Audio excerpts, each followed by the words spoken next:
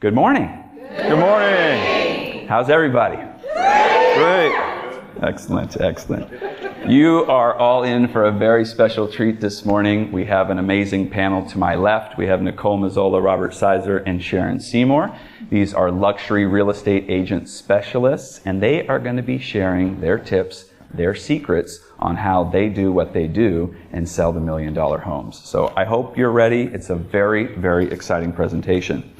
Let me go over the outline for today because there's actually 5 different parts to this training. Number 1, you have a handout that says 10 tips to breaking into the luxury market. I'm going to read those 10 tips in just a moment. The second part will be an interview. Nicole Mazzola will be hosting and speaking again with Robert Sizer and Sharyn Seymour, both luxury specialists. The third part of today's training is a handout that's on the back side of the first handout. That is 10 tips to begin your journey of generosity. The fifth part is an interview with Dolores Diaz and David Malmy, who work at Eye of a Needle Foundation, and we're going to be discussing a generous giving program. So are you ready? Yeah. All right. So we are in the middle of a teaching series this year. The title is The Method to Your Long-Term Success. The subtitle being How to Grow Your Business Exponentially. Today's topic, again, is breaking into the luxury market. And we have an additional presentation that we are calling The Journey of Generosity. Basically, we plan to teach you how to make a bunch of money and then how to give it all away.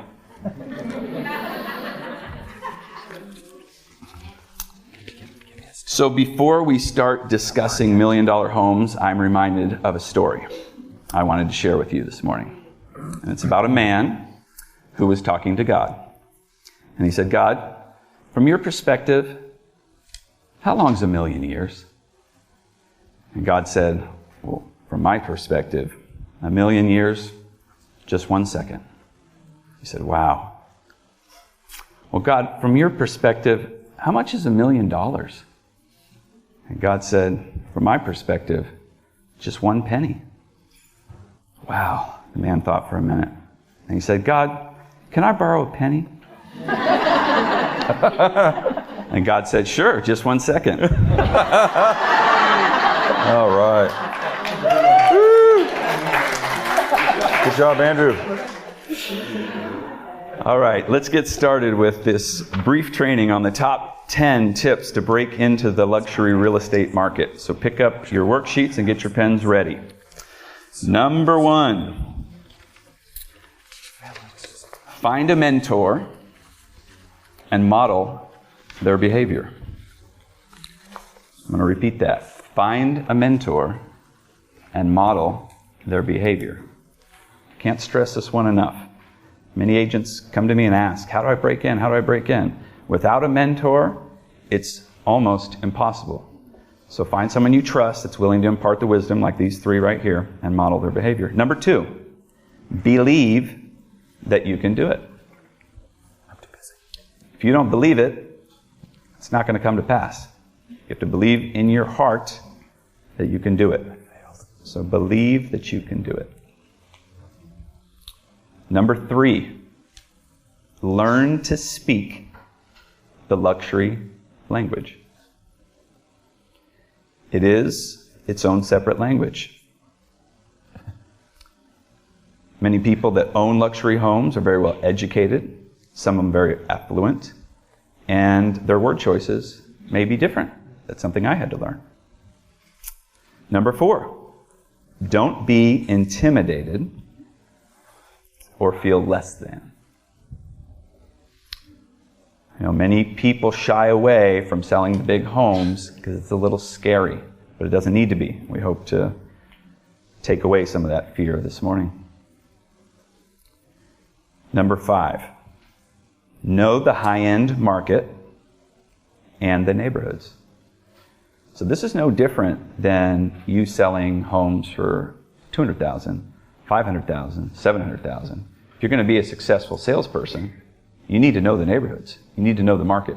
So if you want to sell luxury homes, you have to go know what's going on in the luxury home neighborhoods. Number 6, understand the loan options and the tax implications. Jumbo loans are different from regular conventional loans. The tax implications, especially with the new changes from the Trump administration, they changed the game for high-end purchasing. So understand the loan options and the tax implications. Number 7, learn how to advertise to affluent clients. We've handed you this magazine, the Luxury Real Estate Guide, as an example of how to advertise luxury homes. It's different. You do need to stage the home. You do need to take professional photos. You do need to have a writer write the professional remarks.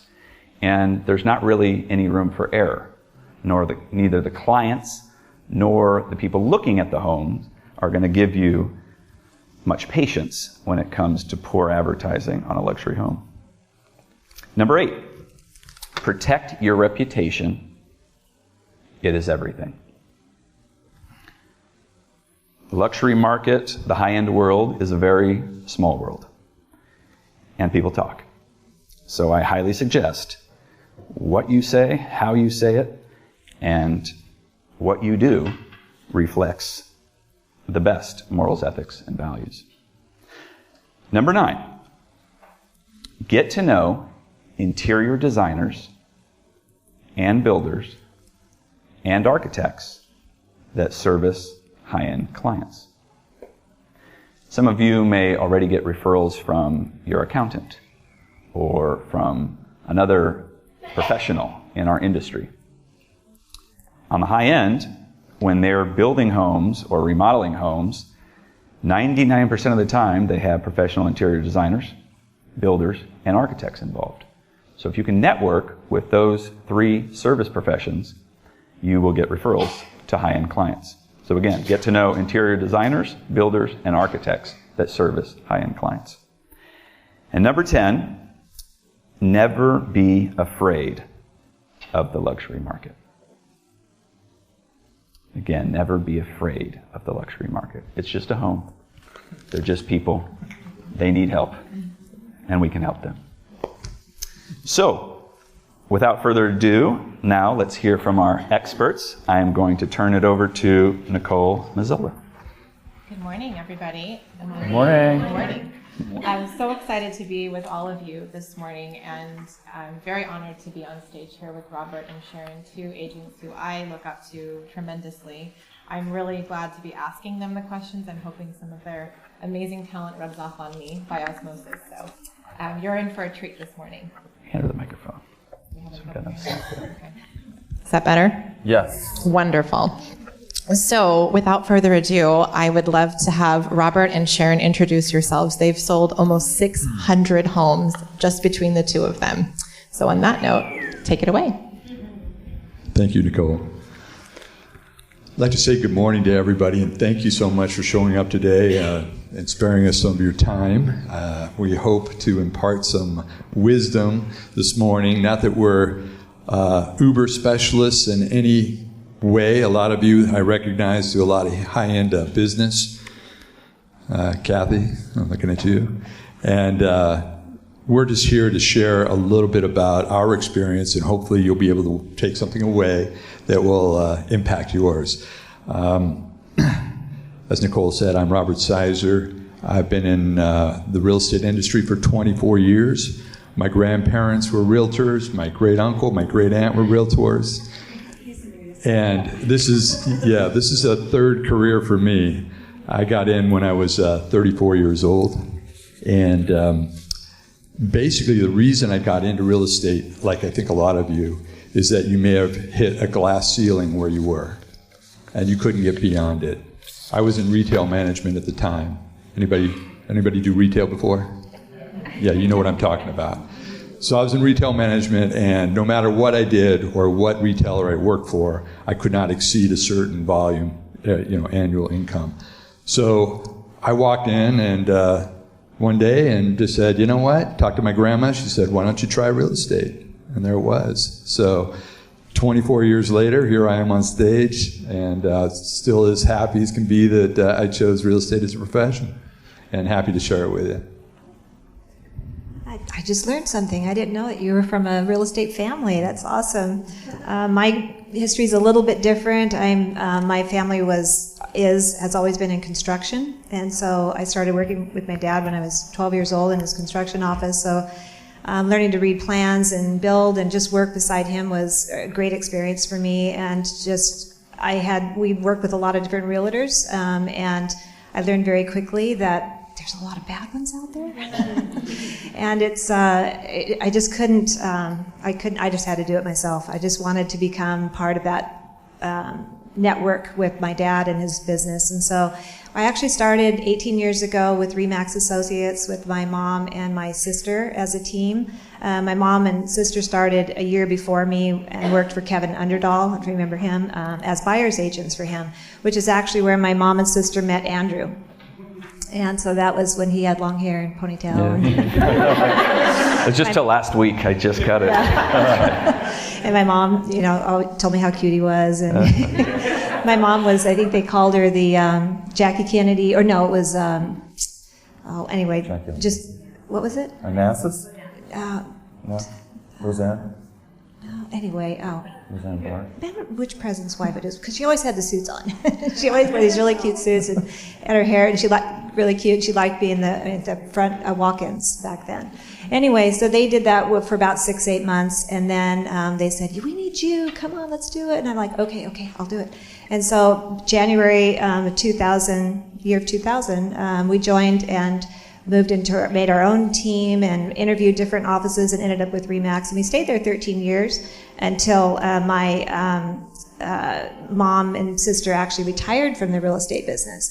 And that was because of all the short sales and all the market just totally changed at that point in time, and they weren't really interested in working that type of business. And so anyway, I was on my own, and I found Andrew and moved over here almost 6 years ago, which was, I can't believe it's been that long. It'll be 6 years in November.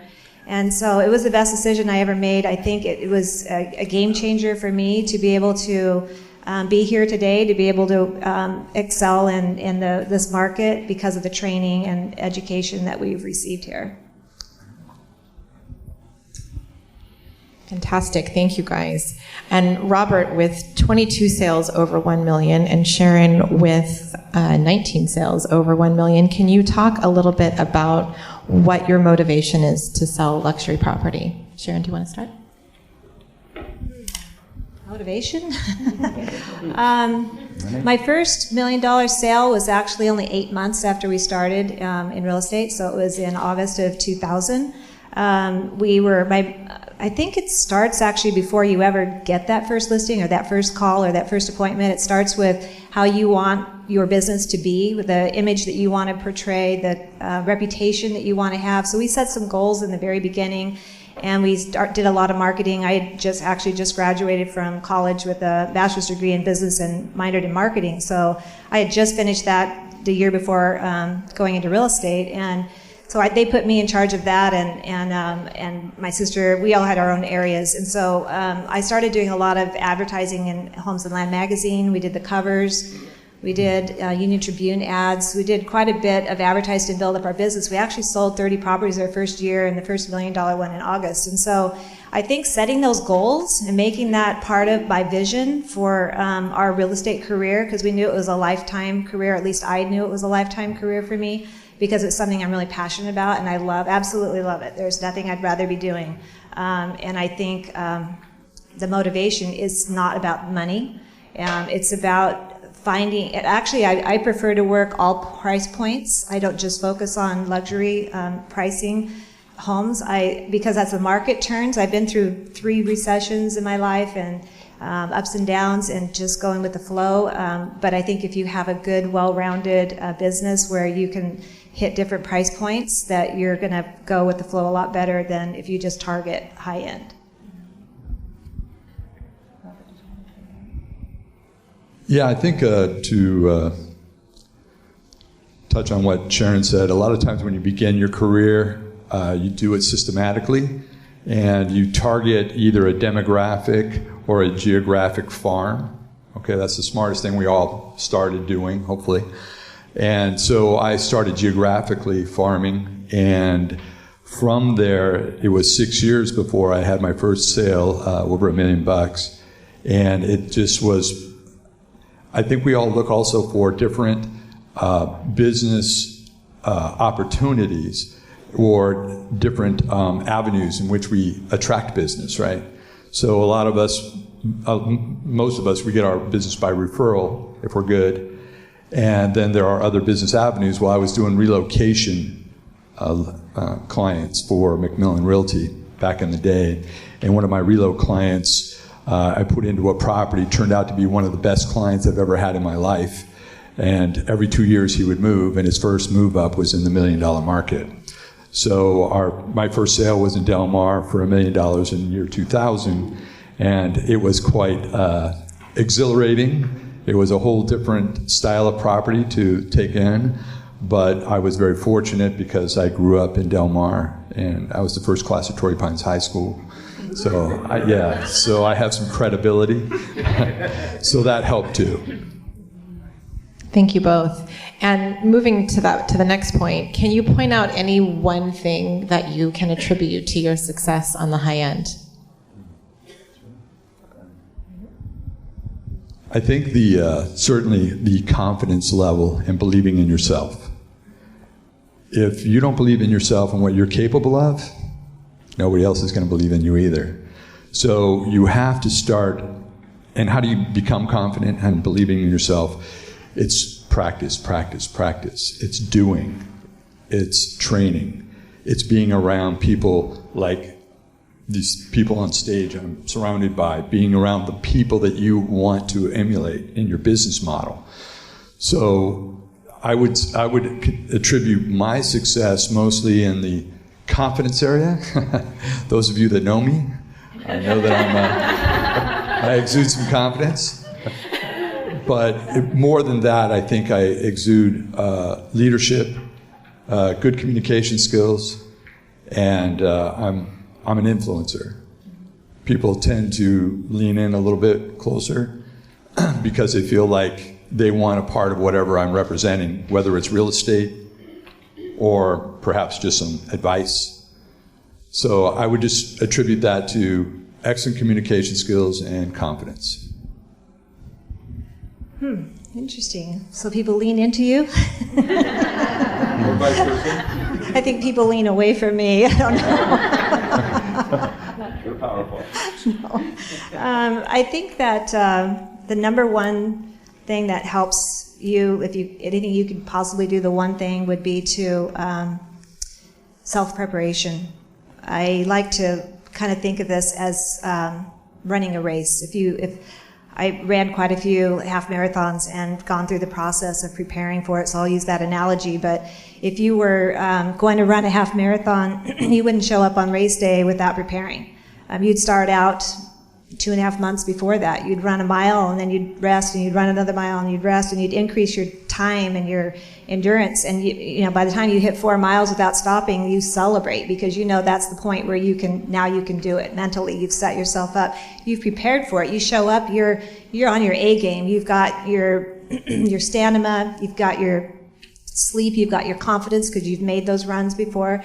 And you walk in there and you get ready and you take off, and it's like an exhilarating, wonderful experience. I liken that to my listing appointments and presentations. I work to get ready before I ever get there.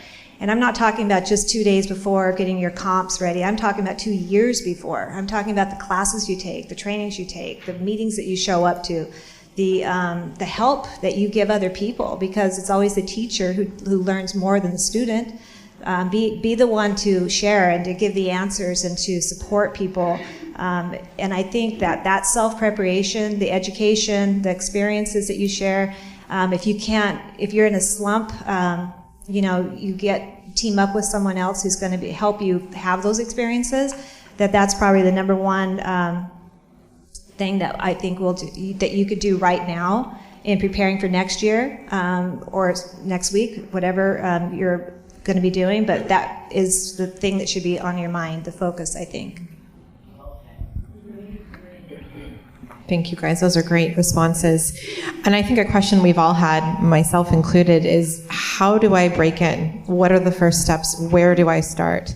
So, Robert, can you share, how does a new agent get started trying to break in? What advice would you give today? That's a question that comes around frequently.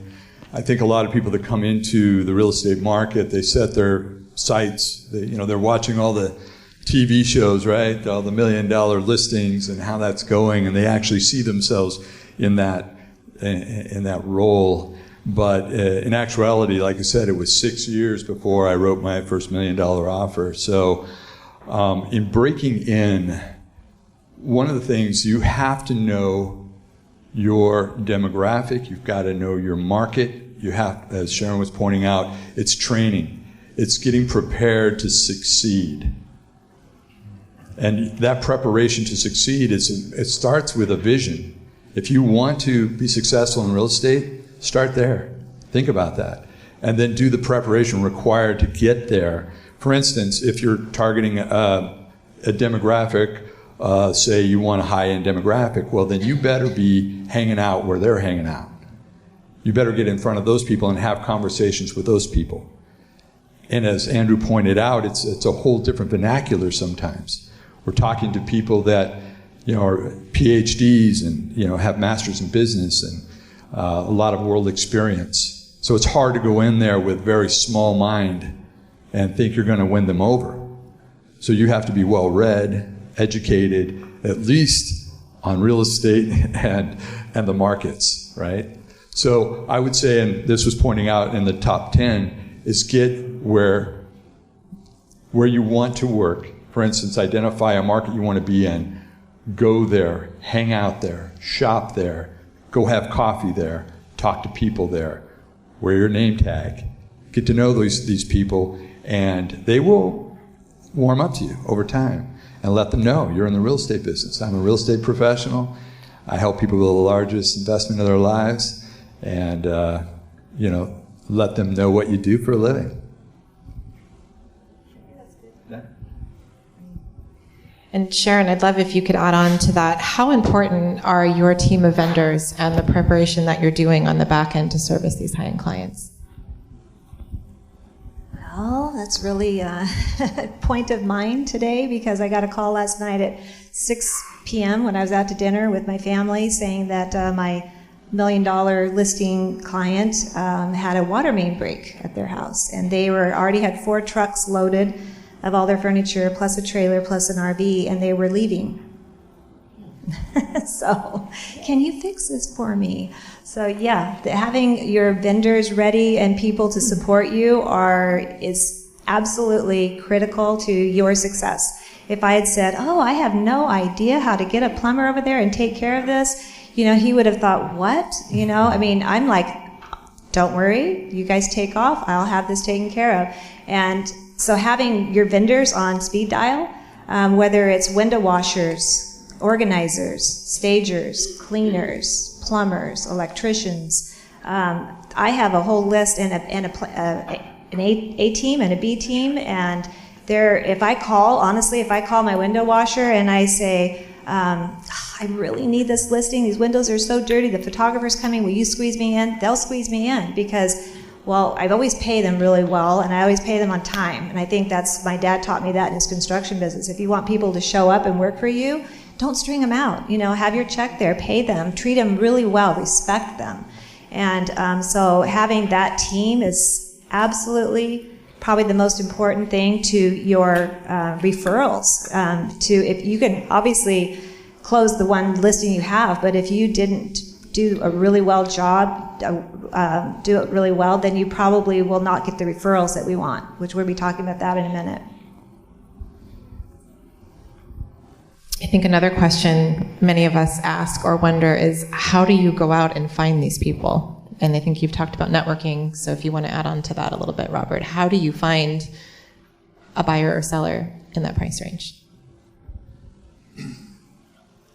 I think we all would agree to find buyers, it's best to have listings, right? Mm-hmm. And you'll find but here's the chicken egg question.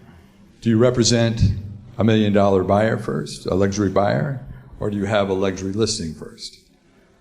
And on my situation, it was a buyer that actually introduced me to the luxury market. It wasn't me introducing them. So they asked me to represent them on a large purchase. From there, when you start playing on that field, you're going to find you're going to be introduced to their friends, to their coworkers. And in fact, this same person was referring me to his coworkers. So my next luxury buyers came from this particular buyer as well. So I think whenever you have the opportunity, and Sharyn will touch on this, capitalize on it. If you have a listing, let that become your farm. Don't keep it a secret. And a lot of you that know me or connected on Facebook, you know for a fact that I'm frequently reaching out to my sphere, to my friends, and I always end all my real estate posts the same way. Who can I help next? I actually learned this from Robert, I don't know, a couple years ago about capitalizing on the listings that you do have, the buyers that you do have. We'll probably talk about that in a minute. The biggest mistake I ever made in real estate, which I'm probably going to say right now because that will ruin the question, but my biggest mistake, honestly, was not capitalizing on past clients and listings that I had. We'll touch on that in a minute, but I really didn't know what to do with them after they closed. It was part of the training I didn't have at the time. And when I came here, Andrew said, so where's your database? I'm like, I don't know. And he was like, well, I'm sure you've got at least 200 sales. I'm like, I do? I didn't even know because I'm not a numbers person. I didn't even look at my numbers until last night. So looking at the numbers was kind of eye-opening. I noticed how the numbers of luxury sales flowed with the market. So there was 1 or 2 a year in the beginning, and then 2, and then 3, and then 2008 hit to 2015, 0, like none. So I thought that was really interesting. And then 2015 I had 2, and then it started increasing again. But what the most interesting point was that in the last year, so July of last year, so less than a year, I've had 6 properties close over $1 million, and 4 of them were double-ended. Wow. So I brought like this printout right here, which I didn't even know, so I highlighted these. These are the 6 that closed since July, and those are the ones that I double-ended.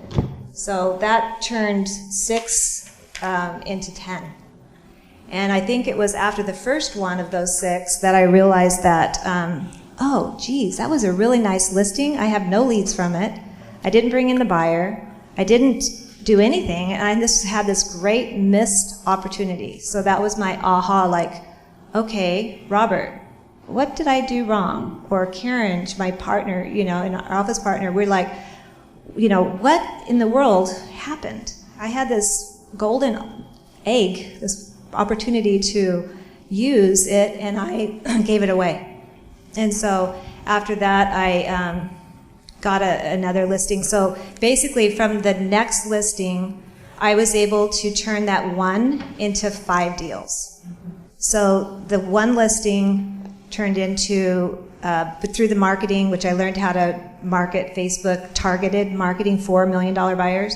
So marketing it through Facebook, open houses, and basically answering my phone always on the first ring, getting that buyer to call me and not someone else because I didn't answer the phone. I was able to find the buyer for that property, then list their house in Encinitas, sell their house, and then the house they bought, I was able to list their next door neighbor and then also their next door neighbor for the one in Encinitas.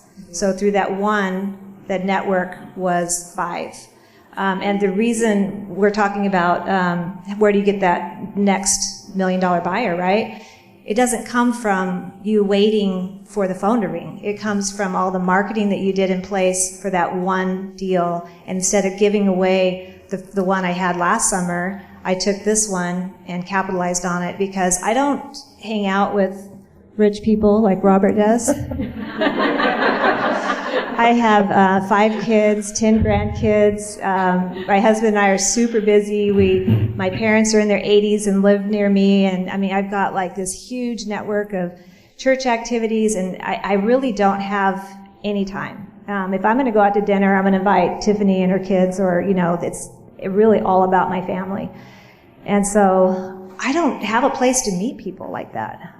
So I think in preparing, creating that business model that you envision yourself to have, and creating that reputation so that people will say, Sharyn did a really good job, helping me with my house. You need to call her, and then getting those referrals from next door neighbors. I mean, what better business is that than to get referrals where there's no splits, there's no big fees to pay. I mean, this is you giving something to them that they need, and they're wanting it. They're calling and saying, in fact, the one in Encinitas, next door neighbor, he was a scientist and very, very brilliant, and moving to Seattle to work for a new company. And when he had me in, he said, I want you to do exactly what you did for the neighbor next door. And I just said, okay, I can do that, but maybe even better. How about that? And he was like, okay. And I did. I actually got him, I think, $40,000 over what he even wanted. So getting those clients is really up to you, and up to you. I mean that in how you do your business, and whether or not you're going to get those referrals from where you're at today. And just to touch on that real quickly, when you do have, as Sharyn's been blowing it up this year in that space, but when you do have an open house, and I hold all my luxury listings open because I want to meet all the neighbors. And so I collect their data and I stay in touch with them. And in case of point, there's a little farm that I have in Leucadia that I have 9 sales in within 2 blocks. And I am a resource for the sellers. They call me, my phone rings. What's going on here? What's happening there? What's going on? So I'm in front of them all the time. So I'm always trying to keep a sign in the neighborhood. And when my sign's not up, I'm keeping in touch with them on a regular basis. So. Awesome, thank you. So I have a question for each of you, 2 different questions that I'll get into here.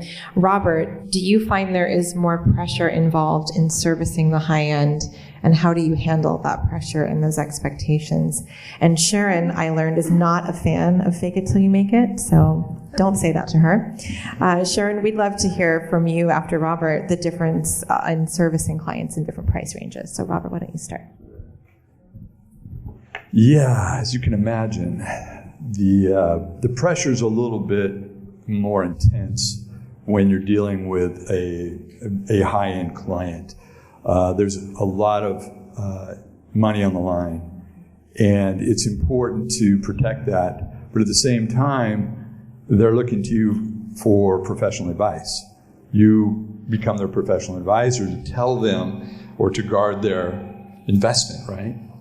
So in doing so, you become partners with your sellers. And I found out a long time ago, when I thought I wanted to date wealthy women, it costs a lot of money. I thought they were going to be picking up the tab. Crazy me. But well, you had an analogy. Come on. So, point being that when you play on this level, you're going to have a huge investment, and it's going to cost you a lot of resources, time, money, etc. So I think that you need to set expectation levels, but also prepare for the back door. What if plan A doesn't work? Make sure that you've already addressed that. So on the backside, you can say, here's where we talked about it, get them to initial it, and have that conversation. And just quickly, I was at an interview one time with a PhD, and he was in research and development for a pharmaceutical company. And he looked down at the net sheet, and he said, Robert, no offense. He said, but I'm a highly educated man. I'm very successful, and this is quite a sum of money that I'm about to pay you. Can you quantify that for me? Good question, right? So this was spontaneous and off the cuff. And I looked at him and I said, you're an R&D, you're a very, very smart man. I said, you're top of the field. Probably command a large salary as a result. I said, let me ask you a question. Where would R&D be without sales? I said, because I am really good at what I do. And that's the number you should be concerned with. And I pointed to his and that. That in fact, anybody who runs an organization wants high-paid salespeople, correct? You want the highest, because that equals success, doesn't it, Roxanne? That's right, another champion right there. But highly paid salespeople are worth their salary, are worth their commission. So set the expectation, make sure you have a plan B, and get ready. Did you want to add it? Yeah, I want to, and I'll just kind of refresh everyone's memory here. Sharyn, if you can talk a little bit about the difference between servicing clients on the lower end. I know you said I don't target a specific price range. Does your mindset change? Do you have a shift when you're servicing different clients? And can you tell us why you hate fake it till you make it? Because it's real amusing. My oldest daughter, who actually has a master's degree in public administration, she could do whatever she wanted. Well, she became a realtor this year in January, and she's such a smart, great girl. And I was last summer at her house, and she said, oh, my friend just got her real estate license, and she loves it. And she was coming to dinner, and Trina was just thinking at that point about maybe getting her license, and we were talking about it. So her girlfriend sits down, and she'd been in the business 6 months, and she's like, oh, I've done this and this and all these sales. And she says, I said, really? So do you have a mentor or a coach, or how did you get started? I'm really thinking in my head that maybe I could give her some tips or something, and I was going to talk about getting into a mentor program. And so she says, oh no, I just fake it till I make it. And I looked at her and I wanted to die. I was like, oh, this is just not right. This is not, this is not real estate. I take this profession seriously. And I want everybody else to take it serious too, because it is, in my opinion, such a valuable service. And so I had to kind of lecture a little bit in my mom mode, well, that may not always work. Somebody may challenge you. Somebody may ask you a question that you need to answer. So maybe you should think about getting a mentor. And so I went in and talked to her about that a little bit. So anyway, that's, every time I hear that now I cringe. But honestly, to answer your question, I don't do anything different. I think it's really all back again to the preparation and and doing your best. But I think the one thing that you need to realize, and what I didn't realize until this year, because I've really worked hard to service these $10 million closings in the last, well, I actually have another one next week, but is that they expect a lot. They want all of me, and my kids and everybody are like, we haven't seen you, and I'm like, just hold on. It's almost summer. I always take July off to spend with the family in August. And so, just hold on. The cycles of real estate, where it's at. It's up here right now, so we got to work. So, my kids understand that. But, anyway, they expect everything as, like, if the phone rings, I answer it. If they need a water main pipe fixed at 8 a.m. the next morning, I make sure that the vendor's there and he fixes it. If they email me, they're going to get an email back very quickly. If they text you, they want immediate responses. And I think the biggest thing I could say probably is to not ever lie or ever make assumptions that you know something you don't know.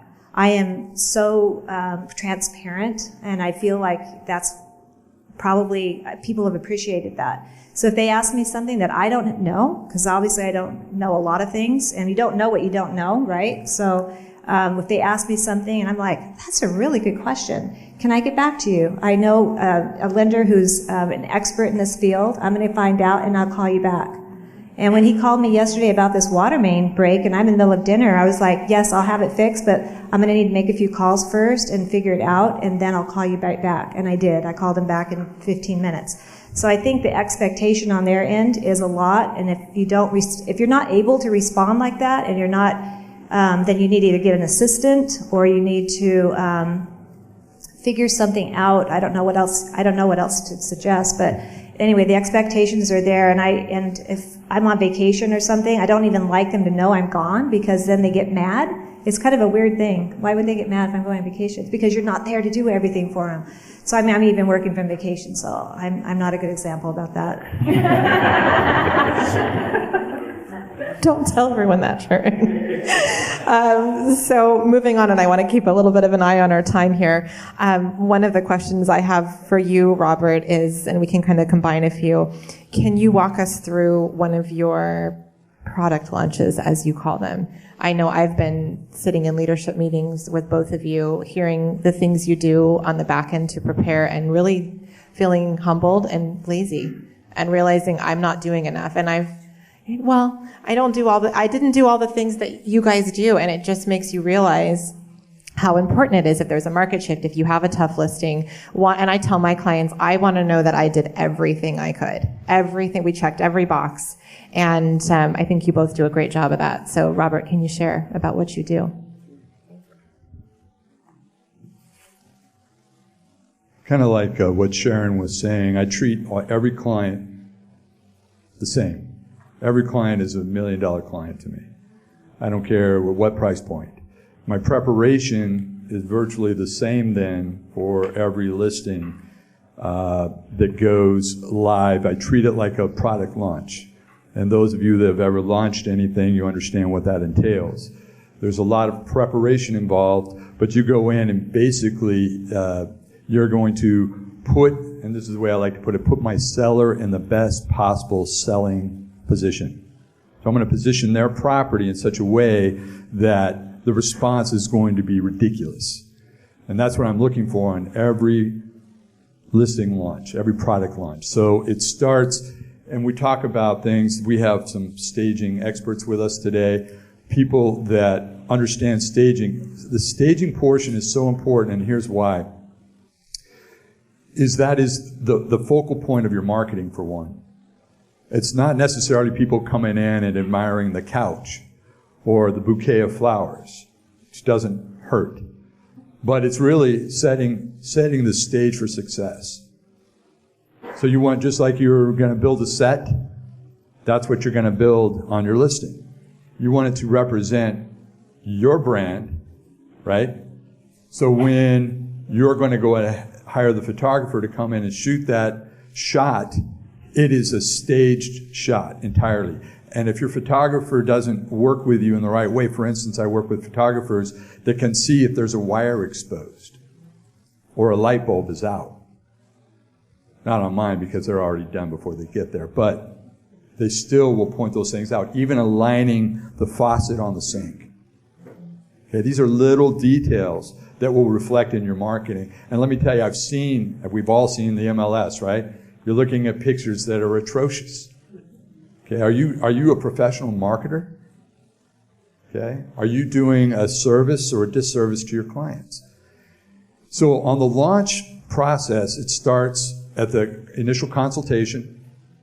Basically, I walk from curb to the back fence and everything in between, including the neighbors, and it starts the bullet points from there. And then we have a team that will go in and put everything together. And it can take a little bit of time, but people that are in a hurry, we can do that too. But the launch sequence is so important that when I release the property, I want there to be a pent-up demand for that listing. And typically, and I'll give you an example, on several of my last multi-million-dollar transactions, I've been able to attract up to 100 people at open house. And at that price point. And my last 2 listings have sold in 6 days. Multiple offers over list price in the $2+ million category as a result of preparation.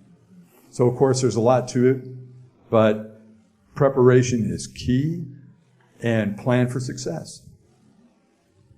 Thank you. I love that, plan for success. Skipping now to mentors. I know Andrew talked about that today on his top 10 list, and I'd love to hear from you guys. Do you have a mentor? Did you have a mentor? How important do you feel that has been to your success? Who'd like to start? I actually did not have a mentor. I had no idea what I was doing. So when I look back now, I think that's the one thing I would change, and what I suggest to my daughter when she started real estate was to interview. Don't let them interview you. You go interview them, and you find out, and you find that best connection that you can make where you can learn the most. Take in 6 months, even if your splits are terrible or whatever, just get that knowledge, that training, and then 6 months later, then we'll talk and figure it out. But I think a mentor program that she got into is amazing. She's been on listing appointments. She was able to sell, I think, 6 things in her first 2 months. So, I mean, that was watching how she did it versus me, it's like, oh my gosh, I wish I had done that. But coming here to this company, and 6 years ago, I felt like that was where my true training began, because Andrew is such a visionary and so intelligent, and I feel like he can see right through me and just what I need. And I remember being at a meeting with him, so I would say Andrew's my advisor, my trusted advisor, and if I need anything, I just send him an email and he responds. But I remember being at a meeting with him back, maybe I was here 2 months or something, and he said something to me that I never forgot, and he said that here we do not have a scarcity mindset. Here we share, and if you share with other people, you will be blessed. And my mind just opened up and my heart grew like the Grinch's. I just felt like, I can do this. I can share, because in the past where I was before, it was all secrecy and let's not share, and I'm not telling you what my new listing is, and it's like, that is not here. So having Andrew teach me is like, I feel like that one thing has helped me to my business to grow. How many times have you been to a forum like this to learn how to break into the luxury market? Me, this many times. There was no classes that were offered, for free. I'm sure you could sign up for something online. But we, as Sharyn mentioned, we have a different mindset, fortunately, and amongst ourselves, we have the greatest pool of talent that we could possibly tap into, and we frequently do. So to me, it's a pleasure and an honor when somebody comes to me and asks me a question and wants to know something that worked for me or something that I know that I might be able to help somebody else out with. Because remember, I think the definition of success really is proportionate to the amount of people that you can help along the way. And we're fortunate enough to be in a position to help a lot of people. Thank you, guys. That's awesome. I do want to keep an eye on the time. I think we've got just a couple minutes left here, so I have wonderful additional questions. We're not going to be able to get to them all. But in conclusion here, we need to wrap up. Is there anything else that you guys would like to share with the audience that you feel is important today? I think a lot of it was touched upon with Andrew at the beginning with the top 10 tips. The one thing, if I can impart anything, any one of my clients, anybody that I do business with, I give a very high priority. And I think that your reputation, for instance, will not only benefit you, will benefit your clients. So it does not behoove you to go in to any transaction ego-based and concerned with your own benefits. If you keep client-centric and client-focused, stay to the letter of the contract. Okay?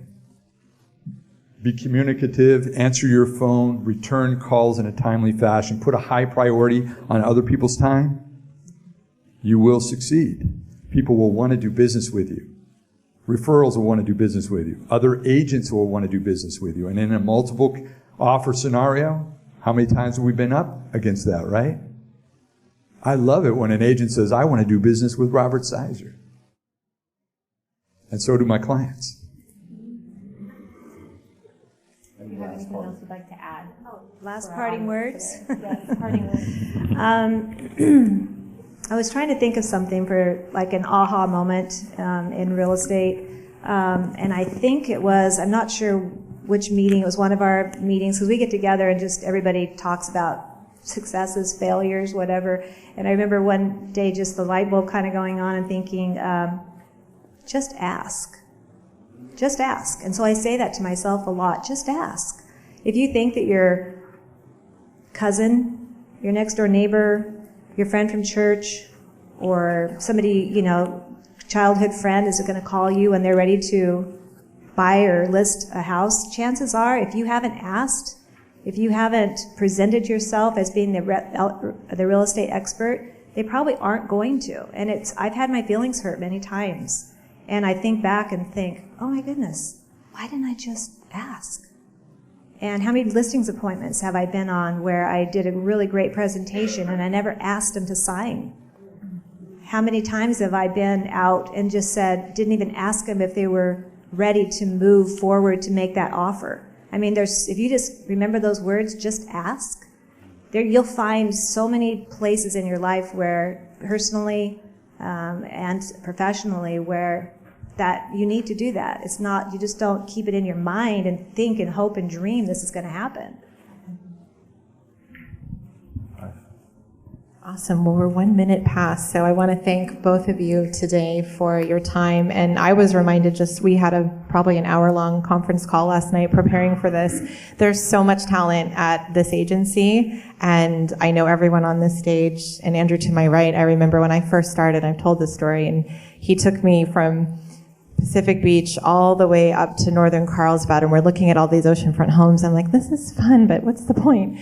And he said, someday you're going to sell these homes. And I just thought, yeah, okay, that'd be great. But he believed in me, and he took the time to train me and pour into me, and I saw all the things that he did to sell those kinds of properties, and it was scary, but it works, and we're all here to help you, to support you. Please ask us. We'd love to share. And believe in yourself. You can do it. And so thank you. Good job.